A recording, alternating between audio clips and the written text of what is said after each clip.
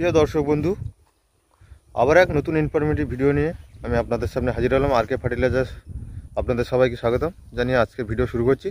তো বন্ধুরা, এই মুহূর্তে কিন্তু আপনারা দেখতে পাচ্ছেন ধানের থোড় এসে গেছে এবং কিছু কিছু বেরোনো শুরু হয়ে গেছে, বা অনেকের হয়তো আরও বেশি পরিমাণ বেরিয়ে গেছে।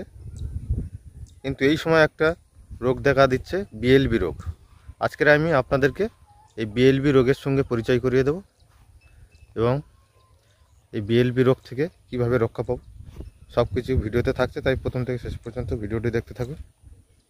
তো বন্ধুরা, বিএলবি রোগ হলো একটি, বিএলবির ফুল ফর্ম আপনাদেরকে প্রথমে জানিয়ে রাখি। বিএলবির ফুল ফর্ম হলো ব্যাকটেরিয়া লিভলেট, অর্থাৎ বিএলবি মানে আপনারা বুঝে গেছেন অনেকে, ব্যাকটেরিয়া ঘটিত রোগ। এই রোগের লক্ষণ হলো বন্ধুরা, ধানের কিন্তু এই শীষ আসা পর্বে বা গর্ভথোড়া অবস্থায় এই রোগগুলো সাধারণত হয়ে থাকে। এছাড়াও সময় বা ওয়েদার বুঝে অনেক সময় ছোট গাছেও এসে যায়। তো বন্ধুরা, দেখতে পাচ্ছেন গাছের এই যে পাতাগুলো আগাটা কিছুটা করে শুকিয়ে গেছে এবং শুকিয়ে যাওয়ার পরে আগাগুলো অনেকটা হালকা সাদা সাদা ভাব দেখা যাচ্ছে। কিছু জায়গা আবার বাদামি কালারও দেখতে লাগে। একটু বেশি শুকিয়ে গেলে তখন কিন্তু একটু সাদা সাদা ভাব লাগে। এই যেমন দেখুন, একটু সাদা সাদা ভাব। এই সাদা ভাব দেখলে আপনারা বুঝে নেবেন এটা ব্যাকটেরিয়া ঘটিত রোগ। বিএলবি রোগটা সাধারণত এই সময় হয়ে থাকে।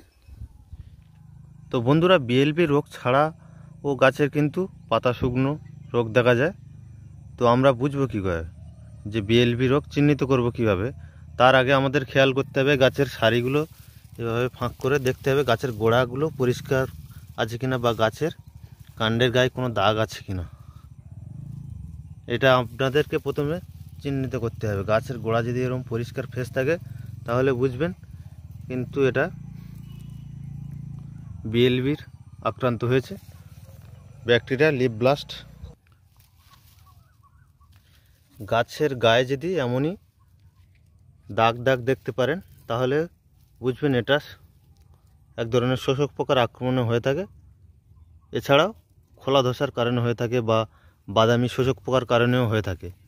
পাতা শুকনো চিহ্নিত করার আগে আপনাদের প্রথমে গাছের সারি ফাঁক করে দেখতে হবে গাছের গোড়ায় কোনো দাগ আছে কিনা।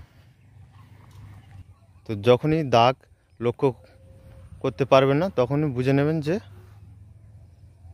এটা বিএলবির কারণে হয়েছে। এবং যখনই দাগ দেখা যাবে এরকম চাক চাক নিয়ে কোথাও কোথাও জমির পাতা পোড়া দেখা দিয়েছে, এগুলো পোকার কারণে হয়ে থাকে। রোগ হলে এক ধার থেকে লাগতে থাকবে, কিন্তু কয়েকদিনের মধ্যে পুরো সমস্ত জমিটা ছড়িয়ে পড়বে। এর জন্য করে আপনাদেরকে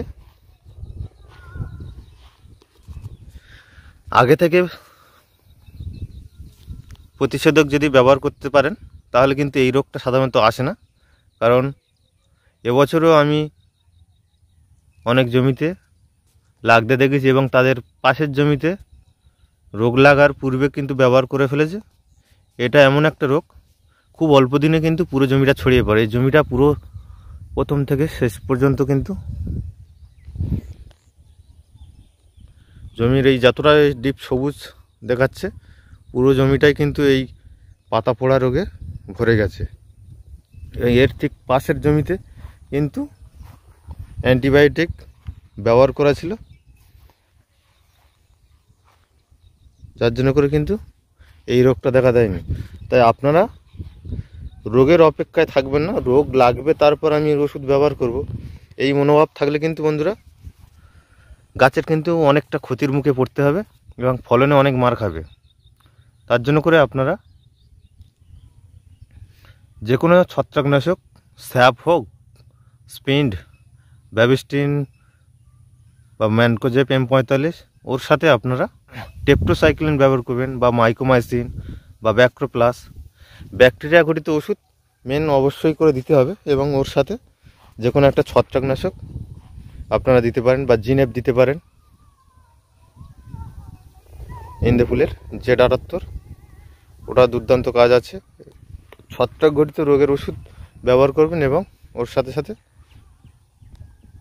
যদি আপনারা ব্যাকটেরিয়ার ওষুধ ব্যবহার করেন তাহলে কিন্তু এই রোগের সম্ভাবনাটা অনেকটা কমে যায়।